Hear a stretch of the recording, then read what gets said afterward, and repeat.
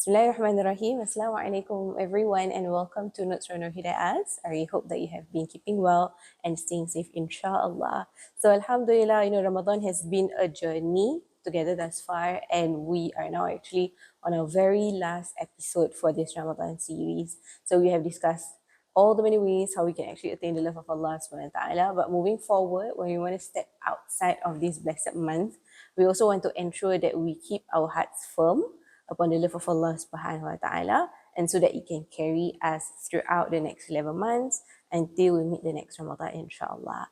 So with that, today I have a very special guest. We go way back, way back. Sometimes I get confused. I don't know, I want to call her Kak ke, Ustazah ke, so many titles lah to this person, but she is a very, very great woman. And she is none other than Ustazah Maria. Assalamualaikum. Assalam. Thank you for having me, Ustazah. Alhamdulillah. InsyaAllah. At this moment kita dah tengah call each other Ustazah. Yes. Panggil dia apa Ustazah sebenarnya? je, Ustazah je. For now lah, for the professional. Yes, for the professional person. Alhamdulillah, my name is Ustazah Maria. Currently working in Ashakri Mosque as someone that lead content for Caregiver Network right now. Social service or care department. Aside from my full-time job, I'm also currently active with Fitra, and also I've been together with support group and Kufi Bersatu. Part of that, I'm also teaching during the night with Empowered Women. Aside also, I have my own built one academy, which is with my together collaboration with my husband to teach people how to read Quran within 2 days. AR Academy SG, try to help. That's my work lah actually. Aside from that, I'm also a student. Me and Ustazah Hidayah also been a classmate before. She know me very well in the class how but Alhamdulillah, I think because of the experience, life experience that made us into someone that want to help other people lah. That's what I'm doing lah right now. May Allah bless all of your pursuits. Amin, And insyaAllah. may Allah accept all of our efforts. Amin, insyaAllah. Which brings us to our episode for today. Yes. This is the last episode for Ramadan. We want to discuss more about how we can attain the love of Allah subhanahu wa ta'ala, particularly taking care of the state of our hearts lah. Yeah, the heart is so important, especially in everything that we do. Yes, Be it in Ramadan, outside of Ramadan, in our interactions with the people around us, with Allah subhanahu wa ta'ala, even with our own selves. Why is it important for us to constantly keep a close distance with Allah subhanahu wa ta'ala? The relationship with Allah subhanahu wa ta'ala is not easy. The first thing you need to know that hearts is where place of love. MasyaAllah. Kan, kasih sayang. I would like to share with all of you this one book is just a thin book. MasyaAllah. But it's really good, and the name of that is Ya Allah, Aku Mencintaimu. The one thing that I learned from this, the first topic of this book, keutamaan cinta kepada Allah. What is very important. So the heart needs guidance. And the guidance is from Allah subhanahu wa ta'ala. Through what? In order for us to attain love from Allah subhanahu wa ta'ala. Through kita sentiasa nampak everything all in Allah. Nowadays people less of love. I met a lot of clients lah. They really don't know what to do. They really didn't know because they always please people. They always think that, okay, I need to please my husband, so my husband will love me. I need to please my parents-in-law, so my parents-in-law will love me. But they didn't please Allah in their life. That's the important thing that, when you please Allah in our life, automatically Allah will say that Allah will love us. First, kita kena cintakan kepada Allah. We love Allah. And the second one is Allah mencintai kita. Yang Allah, kita ni dicintai oleh Allah Subhanahu Wa Taala. And the most important thing that kita kena tahu, macam mana yang kita nak dicintai oleh Allah Subhanahu Wa Taala. Through how? Bila kita kata kita nak dicintai oleh Allah Subhanahu Wa Taala, we must follow who? Qul ati Allah wa ati Rasul, kan? Qul in tuhibbunallaha fattabi'uni. Betul tak? So all these things kan, Allah dah sebut dalam Al-Quran. Follow steps of sunnah Rasulullah SAW. If you know who Rasulullah, if you know the seerah, if you know how Rasulullah living his life and everything, kita follow the sunnah of Rasulullah, it will be automatic Allah mencintai kita. From there, kita akan nampak our life will be so easy, all in order. Dan orang-orang yang mencintai Allah adalah orang-orang yang bertakwa. Tips and the important that you need to know that macam mana kita nak attain Allah love, follow je Rasulullah punya steps. Maknanya hadis Rasulullah kita kena baca, kena fahamkan. What we must prove it that kita love Allah first. You don't need to please anybody in this world. We just need to please Allah Subhanahu Wa Taala. So dekat sini the main objective that we need to know that kita dicipta kerana untuk menyembahkan diri kita kepada Allah, bukan menjadi hamba Ramadan, not become the servants of Ramadan, not become the servants of human being, not become the servant of husband. We are the servant of Allah Subhanahu Wa Taala. So bear that in mind. So please, if you want to attain love from Allah, belajar daripada orang yang betul-betul. Kan? This is one of the important things lah to attain love from Allah Subhanahu Wa Taala. Jadi dalam kita mencintai Allah ni adalah satu kenikmatan tau, yang mana kita sendiri akan rasa tenang, we feel so calm, and kita yakin when we put Allah first in our life, in our heart, dia will automatic, if something happen, challenges, obstacles, whatsoever happens to us, come to us, we will going to respond with the obstacles atau di kita punya ujian tu dengan hati yang tenang. Because I really love the topic about Allah, about the love of Allah SWT, because you learn so much about yourself. You learn so much about life, and so many things yang tak make sense suddenly make sense. Betul? Be it make sense in a way you can explain it, or they just, as you mentioned, like keterangan hati, right? Yes, you can just move through it. I'm still a student. I'm taking Islamic counseling. One of my lecturer, dia suruh kita buat reflection journal. Every day, if we do reflection, kind of reflection journal and everything, we actually muraqabah to Allah Subhanahu Wa Taala. What is the meaning of muraqabah? Is kita punya belief in Allah Subhanahu Wa Taala in whatever happen in our life. After dah belief, keyakinan tu, you akan nampak apa tau?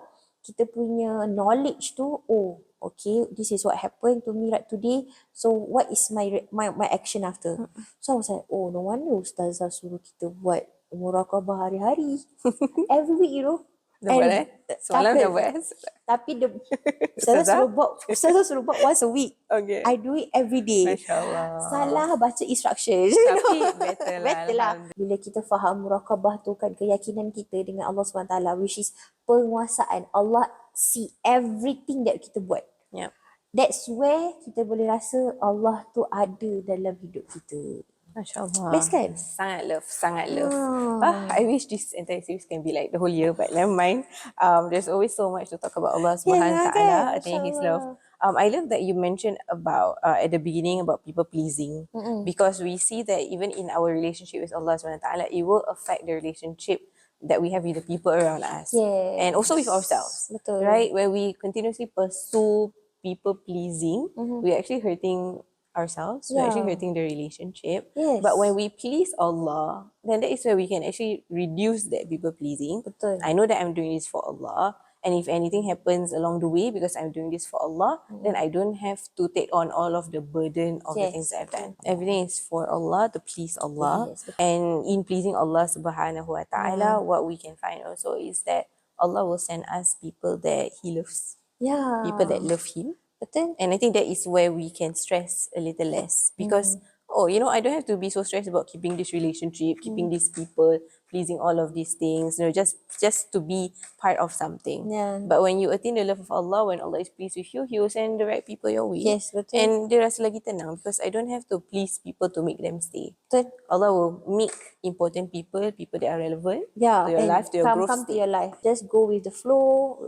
Kita kena yakin that Allah will give the best for us. Correct. That's all. Yeah, go with the flow, yakin, tawakal also, right? It's part of the process, and make preparations lah. Yes, true. Yeah, if there comes a time where it needs to be, then we use. If it's not, then maybe it is for something else. Yes, betul. Yeah. InsyaAllah. So, masyaAllah. So we dived so deep into that first part of the conversation. You spoke a lot about the importance of keeping a close distance with Allah. What about, the potential things that can distance our heart away from Allah? I think while we speak about, what does Allah love? How can we attain His love? It's also important to look out for like warning signs or red flags, or the things that could potentially bring us away from Allah. So maybe if you can unpack a little bit of that. The first thing kan, bila talk about perkara-perkara yang boleh menjauhkan diri kita daripada Allah Subhanahu Wa Taala, is all about dunia. Deep. Simple but deep. Kan? Actually. Yeah, so it's all about dunia. So actually kan, benda yang kita dah tahu dah apa yang boleh buatkan kita distance from Allah. It's actually dunia yang the things that we do outside of our ibadah, which is salat. Kan? Which is The moment we disconnect. Yeah, the moment we disconnect from Allah is the salat thing, kan puasa, dah tak puasa kan dia tak ingat Allah. Betul. Kita Dia puasa dah macam okay, puasa conscious. macam aku tengah puasa. Inni shaimah. Sudah. Dia dah keluarkan sesungguhnya saya berpuasa, Ustazah. You know that kind of words or sentence that kita selalu dengar during Ramadan. Yeah. But perkara-perkara yang kita kena faham, kena take note Pertama, bila kita bangun tidur kan, kita bangun tidur je kita dah tak baca doa tidur dah. Bangun tidur terus grab handphone, siapa message, siapalah yang WhatsApp ni ada important message ke tidak, you know, all these things. So actually this thing yang make us distance from Allah Subhanahu Wa Taala. But if we know how to make this thing close, can make us close to Allah, also can. Yep. So it depends on us lah. Maksudnya kita jaga kita punya masa. All these things. Kita kadang-kadang scroll all the media social make us lupa dengan Allah Subhanahu Wa Taala. Especially bila kita dah kerja kan. Kita kerja, kita dah lupa. Aku ni kerja ni untuk apa? You know, all these things. And sometimes the benda yang kita jarang-jarang perasan adalah bila kita dah tak ada time untuk Allah Subhanahu Wa Taala. But during Ramadan, dia punya time can make it, you know. Why not kita bring the time yang kita manage to, you know, keep up, you know, every, you know, masa-masa lunch kita ada baca Quran 1 or 2 ayat, then after that sambung, you know, all that. We make time for Allah. Not kita buat something tu baru kita nak, aku nak solat, aku kena, you know, all these things. Okay, dah time solat, okay, aku kena solat. You know, we make the time that for Allah which is 10 minit sebelum Zuhur dah prepare. So sebelum asar, sebelum maghrib and everything lah. So kita masih lagi rasa yang okay, kita tak jauh dengan Allah. But yang buat kita selalu jauh adalah bila kita dah terlampau sibuk dengan masalah kita. We need to actually balance our life lah. Balance. So all these things you must take note. Benda-benda kecil pun. Kan jangan sampai kita ni ada benda-benda yang trigger us, yang menyebabkan kita jauh dengan Allah tu. Make sure kita, orang cakap tu, pastikan kita take note. Kita address it supaya kita tak jauh dengan Allah SWT. Masya Allah, that is really beautiful. I think you put it really simple tapi really deep, and it's literally the everyday things that we see lah in our day to day. Masya Allah. Betul. The key is to be aware, be mindful. Be aware, betul. That's the whole idea of taqwa. Our scholars say that taqwa is when you take a path and then the path has a lot of dangerous things for you, but you tread that path carefully. So perhaps if you can share with us, what is one of the biggest challenges, you know, when we want to, you know, get close to Allah, attain the love of Allah subhanahu wa ta'ala, and take care of the state of our hearts? Then with this big challenge that people might potentially face, how can they overcome that? Any challenge we need to actually accept it. Maksudnya kita kena terima dengan hati yang terbuka. Why Ustazah said that? Because we already learn about it. We learn how to actually to overcome certain situation in our life, difficulty, and we must accept it. Maksudnya every challenge that comes, we must accept. We cannot deny it, because certain of our community like to deny whatever that happen in their life. No, this is not going to happen. I don't want. Challenge yang paling susah adalah bila kita susah sangat nak ingat Allah through zikir. That is for me lah, the biggest challenge lah. Because bila kita selalu ada zikir dengan Allah, whereby kita selalu ingat Allah in where kita pergi kat mana-mana pun, kita selalu ingat Allah through zikir, kita punya hati akan tenang. That's already in the verse of Al-Quran. So benda tu kita just pegang tu je. Nak hati tenang, kena zikir. Nak hidup senang, zikir. You know, sebab every seconds, if we remember of Allah, Allah will remember us. And Allah said, bila kita ingat Allah, Allah said what? I will help my servant. I will protect my servant. So tak ada masalah kat situ. So the things that you need to, the obstacles or challenge yang kita selalu go through ni, terima, accept, and always remember the muraqabah with Allah SWT. Masya Allah. We talk about the challenges to attain the love of Allah, to go towards Allah. But you presented to us that the answer or the solution is Allah itself. Because everything comes from Allah. Everything that Betul. you need is from Allah. Sebab Allah yang bagi masalah, Allah yang bagi solution dia juga. Correct. So nak cakap Allah zalim ke tak? We cannot say that. Yeah. But bukan Allah nak kata. But bukan Allah nak suruh, Allah nak zalim. Oh, okay, kau hamba kan? Okay, aku test kau. Tak. Because of the test lah, syurga tu tak percuma. Yeah, Actually, kalau in Malay, actually salah tau. Syurga tu sebenarnya percuma. Yeah. Why I say like that? Yeah. Kalau kita tengok, nak masuk syurga, semuanya free. Actually, yeah. Solat bayar tak? Tak bayar. Zakat kita kena bayar kan? Puasa? Tak bayar. Pergi haji je Zakat kan? kena bayar pun it's actually from what we have. Yeah. Apa yang kita ada je, bukan kita berhutang. Yeah. So all these things tak bayar-bayar. Correct. Syahadah, want to recite your syahadah kena bayar tak? $10. Tak ada. So syurga tu sebenarnya percuma. Tapi nak masuk hellfire, nak masuk neraka, what do you think? You pay so much. Nak beli kat belakang kita pun ada macam-macam. Subscribe.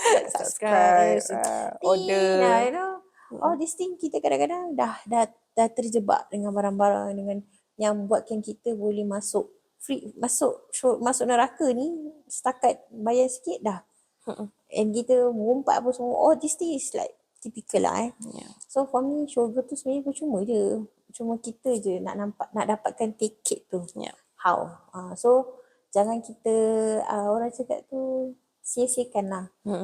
So kalau apa-apa pun challenge, just smile and go. Yeah.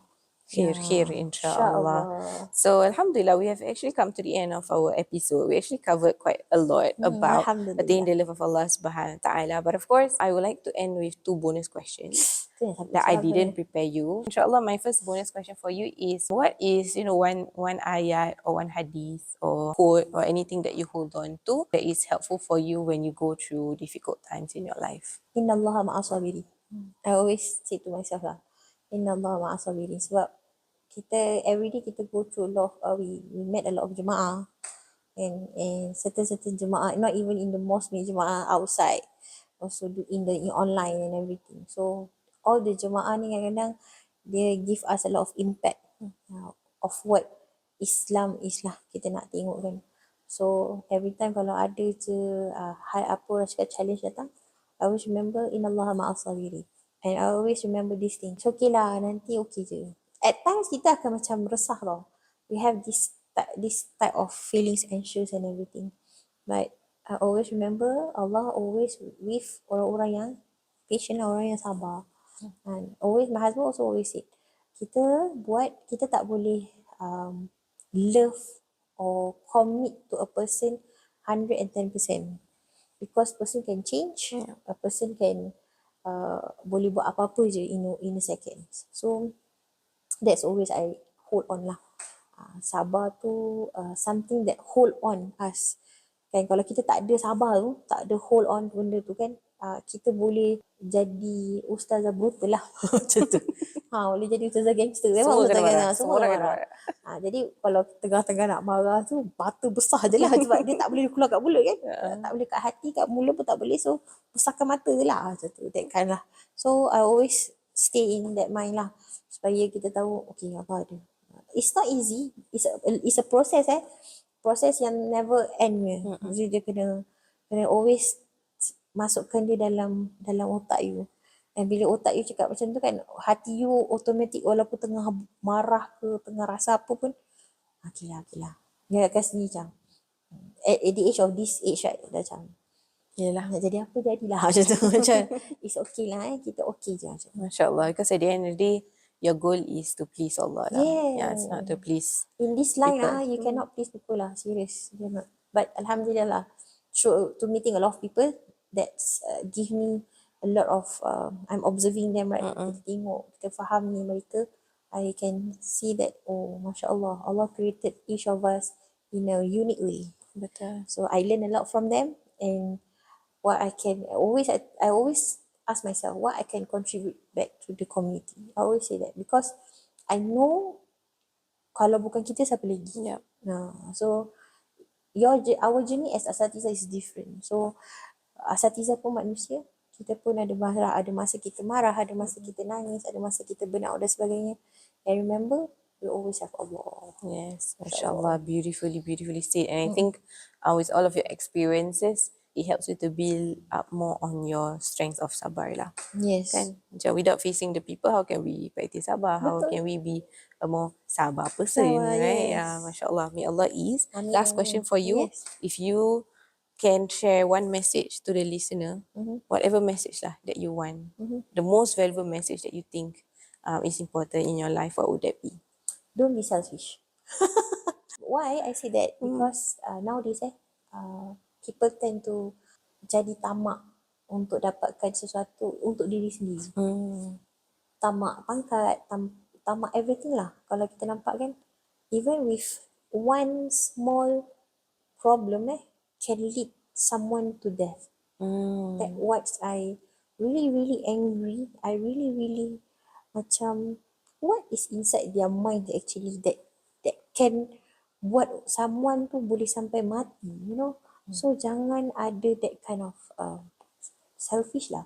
Selfish ni ada satu sifat yang kita umat Rasulullah kena buang. Sebab sekarang kes polis makin tinggi, kes pukul makin tinggi, kes buang anak makin tinggi, mental health the most highest one. Kadang-kadang tu nak educate people is not easy, but to talk to them and always remind them do not be selfish. Sebab kita kadang-kadang, oh aku nak ni, I want this one, you know, but you don't care about other people feelings, you don't care about other people time. That's where the selfish come lah. Macam kita tak nak fikir apa orang punya masalah tu, kau punya pasal. You know what, that one is not Islamic teaching everything, not that. So dalam hidup kita kena tahu what is priority. Kita kena tahu apa yang kita boleh bantu, boleh, tak boleh cakap. Sometimes kalau kita punya diri ni suka selfish sebab, okay, aku nak benda ni sebab aku nak naik pangkat. Aku nak benda ni sebab aku nak dapatkan nama. Aku nak buat benda ni sebab aku nak jadi orang paling tinggi. You know, all these things, itu kena buang. Sebab ini semua syaitan, dia akan ada kan sifat tu kat dalam hati kita sampai dah sebati that we cannot take out. Itu very scary. So don't be selfish, okay?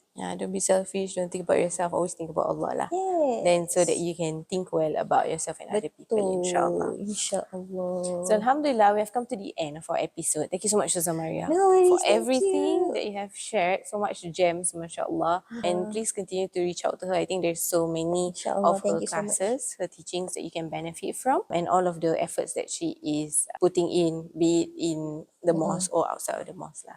So Alhamdulillah, hope you have found benefit from today's episode. All that is good comes from Allah. We apologize for any of our shortcomings, and I hope for you to tune in to the upcoming episodes, insyaAllah. InsyaAllah. So take care everyone, and Assalamualaikum warahmatullahi wabarakatuh. Waalaikumsalam warahmatullahi wabarakatuh.